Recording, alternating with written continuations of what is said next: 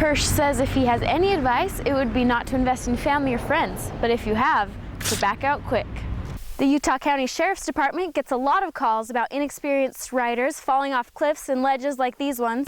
Even just changing the song on your smartphone can get you a ticket. That hold classes and seminars in places just like the Pleasant Grove Community Center. Yesterday morning, after the two groups met in a mediation meeting here at the golf club,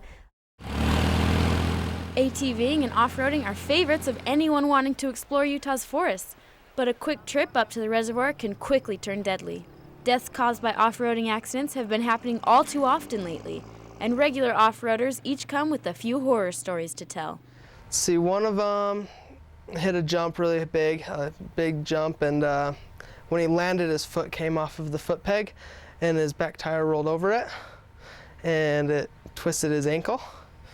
Police officers say these kinds of accidents can be avoided if riders would just follow the rules they've set, like wearing helmets and having proper safety equipment. Officers also say taking ATV courses and knowing your own skill level can keep you safe. The Utah County Sheriff's Department gets a lot of calls about inexperienced riders falling off cliffs and ledges like these ones and having to go to the hospital. And police say these trips to the hospital don't have to happen. It's just something that's so easily preventable in almost every situation if people would just take a few more precautions. Officers say the most important thing is for riders to make sure they always have a helmet on. They also say anyone under 18 must finish an off-roading safety course before they can ride on their own, and to be sure that riders always know where they are. In Lehigh, Cassie Macdonald, 11 News. Dry spells are nothing new to Utah, and new restrictions are making it hard for people to keep their yard green. American Fork is now enforcing rules that let people only water their lawns every other day and only in the morning or evening. Officials say they tried to make the restrictions as easy to follow as possible, and some people don't seem too bothered by them. To me, on my farm, they haven't made any difference. City officials say Utah has had unusually dry winters the last few years, making reservoir levels drop.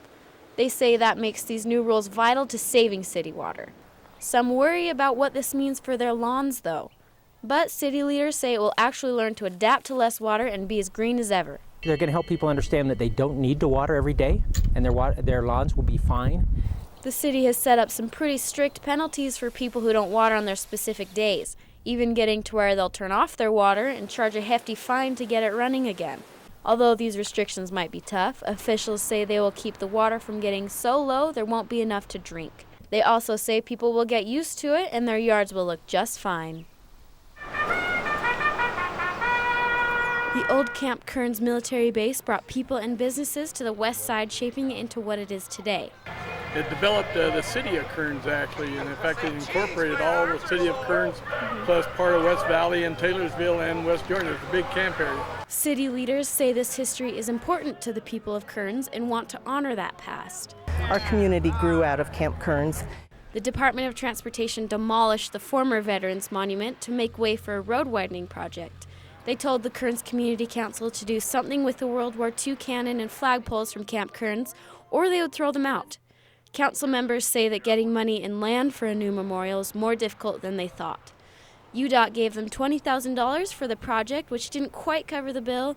They then had to get help from Utah Senator Karen Maine to get another $10,000 from the Utah Historical Society. The council says it was all worth it in the end to keep their history alive.